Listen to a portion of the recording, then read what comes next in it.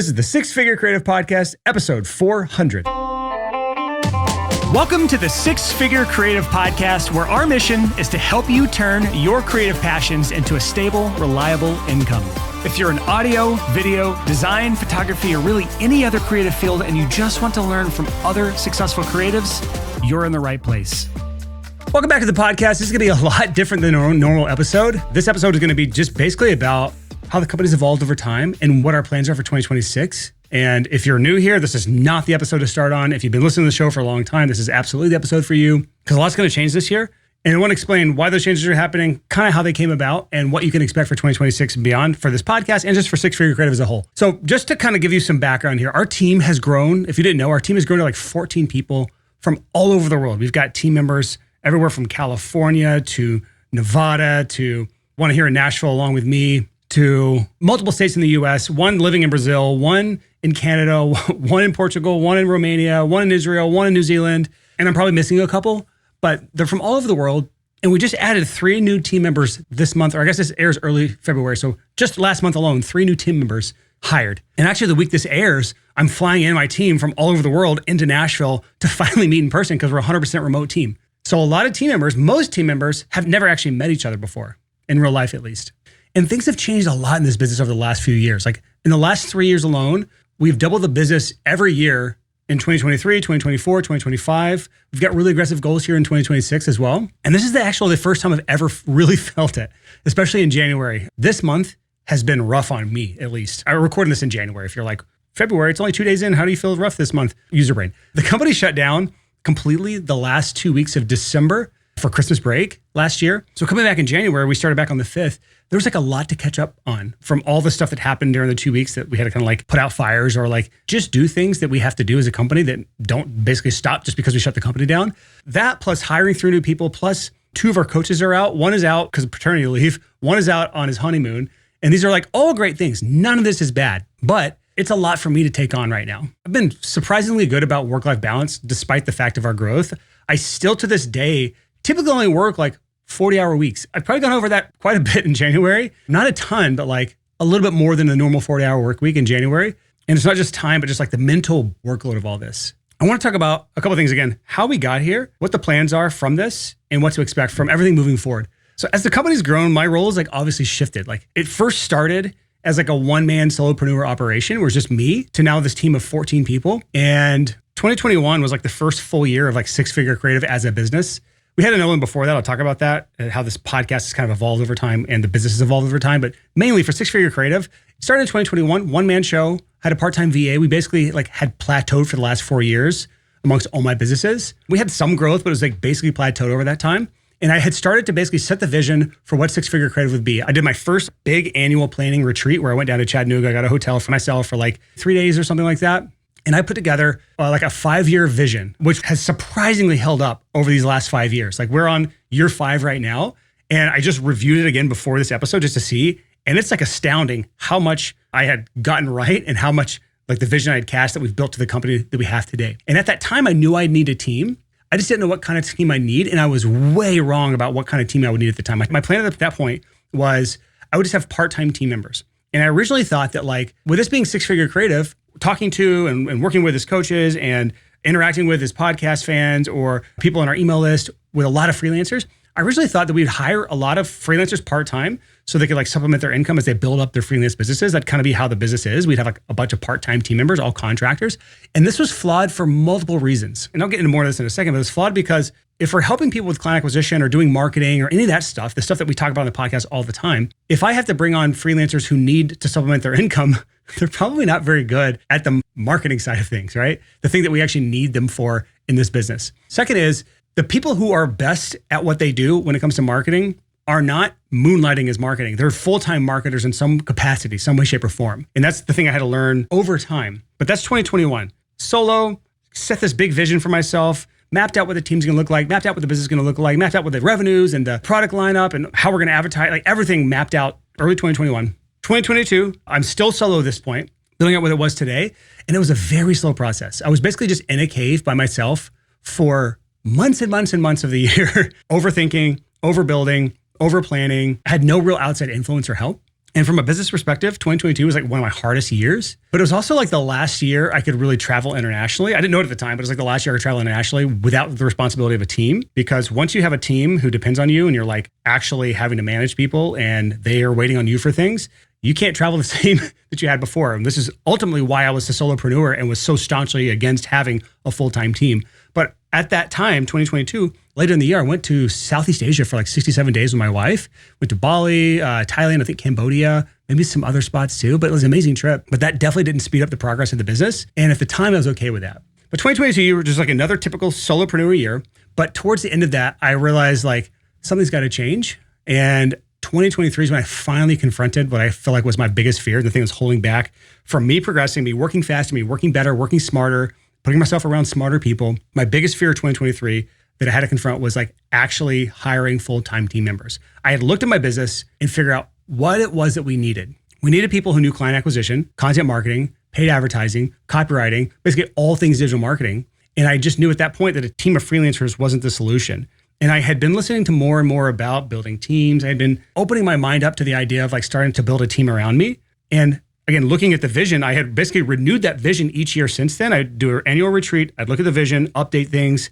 And I just knew I wasn't making the progress that I wanted to make at that time. Going from 2022 to 2023, it was basically a stagnant year, which is why it was so hard on me. So I knew in order to change, I was going to have to finally start building a team out of people.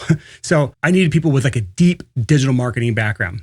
And like I said earlier, the only people who were going to need this were people who are in full-time positions. And just kind of fast forward on the team that we have now, that assumption has proved 100% true. 2 of our coaches are previous heads of marketing for 7- and 8-figure SaaS companies. 3 of our coaches are previous or current agency owners. One of them runs a $500,000 agency and he just loves coaching. So he's got a team that runs the agency and he just coaches for us full time. 2 ran and sold multi-7-figure a year agencies. And they just don't ever want to run a business again. So they work for me, which is awesome for me. 2 have actually previously sold $100 million or more of products and services as copywriters. That's one of our coaches and one of our email marketing strategists. And I knew that I wasn't going to get that caliber of talent for this company if I was hiring part-time freelancers. And I knew the only thing holding me back was the fear around bringing in full-time team members. I had no idea how to do it. I didn't know how to find people, how much to pay them, how health insurance worked, how benefits worked, how paid time off, workers' comp, paternity, maternity, payroll, like workers' comp. All these things are things I just had so many questions in my head about and didn't know how to actually accomplish. But one of the things that it's actually one of our company core values. We have 5 core values as a company. One of those is FITFO, figure it the out. And there's more to it than that, but that's like the spirit of the value is just like, no matter what your fear is, what you don't know as a company, you have to be able to figure it out. You have to get around every single roadblock that life throws at your way, or the business throws at your way, or that your role throws at your way. And when I look back at my 2020, 2021 original 5-year vision that I cast for the company, one of the things I put in there when I was looking at team members was, what does the team around you look like? The first bullet point I put in there was their ability to figure it the out, to be able to FITFO, which is hilarious. Because again, fast forward 4 years later and we have this as one of our core values as a company. But at the time I had to figure it out. That was basically it. I ended up hiring a coach in February of 2023, not like an employee coach, but like a business coach for myself to help me with this because I knew I needed help and I didn't know what the hell I was doing. So he charged me, this is February 2023, he charged me $50,000 and it basically was 2 VIP days in Nashville. It was him, it was one of his team members, and we would basically go through my business top to bottom in 2 days. And then it was like a 30-minute call every 2 weeks for like 12 weeks. So there's like 6 calls. And that was it. That was the $50,000. And I think if you just looked at that on paper, you're like $50,000 for like 2 days and then 6 30-minute calls is insane. And if you look at it objectively, or if you look at it just from that perspective, it's insane. And at that point of the year, I'd only made like $30,000 total from January and February 2023. Yeah, I'd only made like $30,000 that year total at that point. So by February, I was negative $20,000 in the hole. So it was like a leap of faith for me. But it ultimately proved out to be one of the best decisions I made. He helped me map out which hires I needed, hire to hire, how much to pay, how to find them, how to build a comp plan, benefits package, all that sort of stuff. All this stuff around hiring that I didn't know, I just paid him. He taught me how to do it. He gave me resources and SOPs to do it. And then I went and did it. And I hired my first 2 full-time employees, spring of 2023. One is Joe, who's our lead strategist. He's still with us. Another one was Dan, who's our lead coach. He's still with us. And 2023, after 5 straight years of like an income plateau, we'd finally doubled that year. And 75% of our income actually came from the second half of the year alone. That's how big of a jump it was, getting past this like big fear I had of actually hiring and bringing people on from the outside. Next year, 2024, we brought on 3 more team members. This is where we really started to kind of ramp things up, things getting into a nice routine rhythm. 2 more full-time coaches, 1 more strategists. Again, 2024, we ended up doubling that year from 2023. 2025, just last year, we brought on, I think, 5 more team members. If I'm getting this right, I might be off by 1. It was 3 more coaches plus another strategist plus someone to run all of our email marketing. And 2025, again, doubled the business again. And this was a tough year because that was when things really shifted for me, where I was doing less and less of the stuff, like the deep work that I love to do and want to do, and was doing more management. Because as you build a team up, you hit this point that Hormozi calls the swamp. This is what I've heard Hormozi, Layla and Alex both call the swamp. And it's just like this revenue range as a business where you're large enough to have a big team, but you don't have enough revenue to hire out like department heads. And if you don't know what that means, like I didn't know what any of this stuff meant. This is the largest company I've ever worked for. Aside from like when I was 15 and 16 working at Burger King, and then when I worked at GameStop when I was 20, I don't really count those as jobs. So the only thing I've ever really worked for is my own business. I have no experience in any sort of like leadership roles, management roles, corporate experience, nothing. It's just, I went from recording studio where I didn't even really use LinkedIn or have a LinkedIn to now where I run a team of 14 and we look for people all the time on LinkedIn to hire for our company. But going back to the swamp is where you just don't have people in each department. So like every company has different departments, from like fulfillment, which is our coaching team, to sales, to marketing, to operations, HR department. There's other ones too. The larger your company gets, the more departments you have. But I am the head of every department at this company, which means I have to oversee every single team. So really, almost every single team member reports directly to me. And when you have 14 people reporting directly to you, or depending on you, waiting on you, that takes its toll. You become the bottleneck. It takes you away from doing things. You're in a lot of meetings, et cetera, et cetera, et cetera. That's kind of what 2025 looked like for me. At the time I record this, it's end of January. So 3 more team members already this year. And it's looking to be more like that until we get the company to the point where I can have a head of fulfillment, a head of sales, a head of marketing, a head of operations. And that's going to come hopefully this year, if not early next year. So that's kind of like the quick history of like how the company's evolved over time. Let's talk about the plans for the podcast moving forward in 2026. Because we're 400 episodes into this thing at this point. This is episode 400. It's insane. This started 2017 in a spare bedroom, originally called the Six Figure Home Studio Podcast. And we were called the Six Figure Home Studio Podcast for 150 episodes. We were only targeting like recording studio owners. I started a home studio. I was a music producer for like a decade. I ran a commercial facility in Nashville downtown for like a decade. And the podcast was basically like talking about the new way to run your business, where it's all, quote, in the box, not so much gear, way lower overhead. It was basically like how the entire market was shifting and evolving. I ran a business podcast specific for those people at the time. I had a co-host back then, and it was a blend of like duo episodes with me and my co-host, plus like interviews with people in the audio space. It was a lot of fun. Like it was really, really cool. We only really targeted people in the audio space, but we talked about things that really were relevant to like any sort of freelancer, more or less. There were like talks of gear, talks of like studio specific things, but more or less the business philosophies and like the tactics and the strategies we talked about would work in any freelance business. And that's when we decided to rebrand as Six Figure Creative. We took a short break for like 9 months as we made this shift in this brand, because at that time we just knew that the stuff we were talking about would appeal to all creative freelancers, not just recording studio owners. And I also knew that at the time, talking to, like interviewing other studio owners, talking to other studio owners all the time, being around those people all the time, I knew that that industry as a whole suffered from what I call like inbred business, which I come from Alabama, I can say this, but like inbred business is where you only look to other businesses directly around you, other recording studios, other, brand designers, other graphic designers, other photographers, other people just like you for how you should run your business. And what that starts to happen is you have this like inbred business. It is a really non-diverse genetic pool of people just doing really bad business practices. And you would say that's just how you do it in this industry. That's basically like what I heard all the time, which is a stupid answer for anything. And I knew that if we could bring in people from other industries, other creative fields,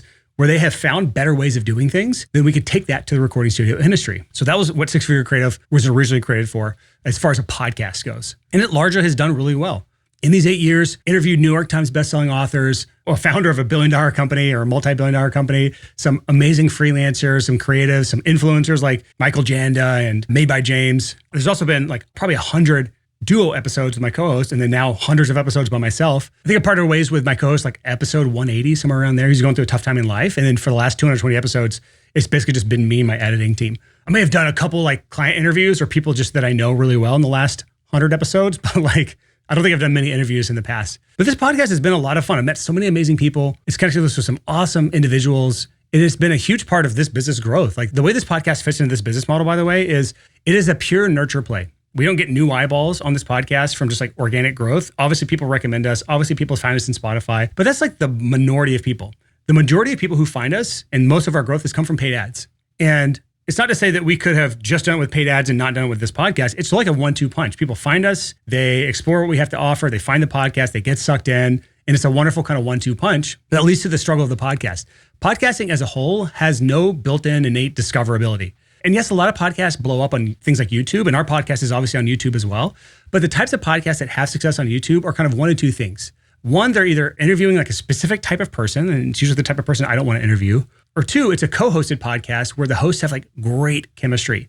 And I love that model, but no one that I know fits the bill, or I would have gotten another co-host like years ago. I don't want this to be like a purely interview podcast. I also don't know of a co-host that would fit the bill of like great chemistry that we could really up the level. And I know there's a lot we could change on YouTube to like up things, like actually having good thumbnails and things like that. But I've decided that for this year, this is going to be my final purely podcast episode for a while. And I mean, God, like the chances of you actually having listened to over 400 episodes are like slim to none. And even if you have, the chances of you actually implementing everything that you learned from those episodes is basically 0. So this year, 2026, I want to focus on a couple things that taking away from the podcast will allow me to do. The podcast isn't particularly a huge time suck for me. Even now, with as many responsibilities as I have and the team growing and me being the bottleneck in a lot of things, I still do have time to do this show. But it's kind of like a couple different things holding me back from being excited about this podcast for 2026. And that is 1, a little bit of time suck, not a huge one, but a little bit of time suck for me. But 2, it doesn't really help the brand out as a whole. There's a quote that says like, what got us here won't get us there, or what got you here won't get you there. I know it's time for me and this company to kind of level up what we've been doing from a front end marketing perspective. Alex Hormozi's been doing this for like the last few years to an insane degree, but he has 100% proven the importance of building a brand. And that is something we haven't exactly built with Six Figure Creative. I did do YouTube for a little bit back in 2021, 2022. It was like 6-month stint. And I did it along with the podcast. So I know it's doable to do both. And we got to like 10 to 12,000 subscribers, nothing huge. And then I stopped because at the time it didn't make sense. And I wasn't like all in on the brand thing. I was just looking at it from like a lead generation play, which we had no issues with at the time. But now it makes more sense than ever. One thing I want to get away from this year is I want to diversify away from paid ads being our main driver of awareness as a company. When you get to our level, being dependent on one stream of leads is ill-advised. It adds a risk to the company where you basically have 14 team members and all their children, one which was just born, that we now have to support through our company, to have all of those livelihoods, including my own, dependent on one stream of new leads and clients for us is ill-advised. And that's really only at our size. When you are a smaller company, the amount of risk you have on depending on one source, it's not as bad as you think it is. Like until you're at like multi-million dollars, you likely don't have to think about this stuff. When you're at like 100,000, 200,000, 300,000 a year, you can just ride one source into the sunset and be fine with that. But we're not at that level where we can do that anymore. So building a brand, and we're going to do it through 2 different things. One is YouTube and one is organic socials. Neither of those, especially organic, neither of those have been things that we've really taken seriously. YouTube I did for 6 months and it was okay. Organic socials, all we do is take clips from the podcast, never taken that seriously. It's just there so there's new content on our feed so we don't look like a dead company. And I'll still post YouTube videos, the audio from that to this podcast feed for you people who are like podcast walk people or chore doers where you want to listen to this passively while you're doing other stuff. It'll still be here. There'll still be new stuff happening on this feed, but it won't be audio first. And it was interesting to also see Hormozi kind of test this out. He wanted to do audio first content for the podcast and he did that for like 3-4 months. And I really loved it as a podcast listener, but then he went away from it and he just stopped doing it. And now he does everything video first, YouTube first. And the only thing that's on his podcast feed is stuff from his like live events, stuff that is from his YouTube content, stuff that's more visual. And there's stuff that I really can't do when this is an audio first podcast, even though again, it's on YouTube. It's an audio first podcast and has been from the start. Actually, originally we never did video for this podcast. It was just audio only. And eventually we started doing video like when it became Six Figure Home Studio. But I want to do something that's visual, something that's visual first. So we have an incredible team here at Six Figure Creative, and I want to make better use of that in 2026. So you'll see YouTube, you'll see organic socials from us. I want to get my team more involved where I can as well. But as far as audio first podcast is concerned, this is goodbye for now. It may come back. I don't see it disappearing forever. And it doesn't mean I won't just do random podcasts here and there, but I've been militant about doing weekly episodes since 2017 with very little time off. But you know, as the CEO of this company, which we're almost to the point where I could legitimately call myself a CEO. We're not quite there yet, But as the founder of this company, I have to make big decisions and strategic bets on what I think is going to help the company as a whole. And this is one of those things. So hopefully you understand, hopefully you support this, and hopefully you'll stick around to see kind of what we're up to in 2026 and beyond for Six Figure Creative. But for all of you who have listened for a long, long time, I just want to say thank you so much. I appreciate you. If you've just found us, you have more than enough to keep you busy content-wise, more than enough.